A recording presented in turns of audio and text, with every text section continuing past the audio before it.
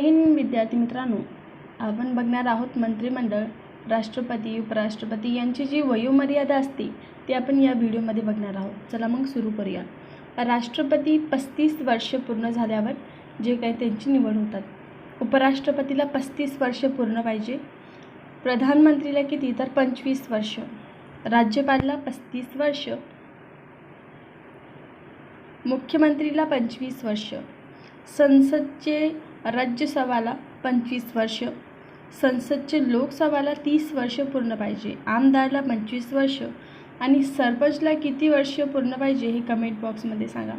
आणि यातलं तुम्हाला प्रधानमंत्री या पदावर निर्माण होण्यासाठी वयोमर्यादा किती पाहिजे हे कमेंट बॉक्समध्ये सांगा, कारण की प्रधानमंत्री याला 35 वर्ष पूर्ण पाहिजे बघा, 25 वर्ष नाही।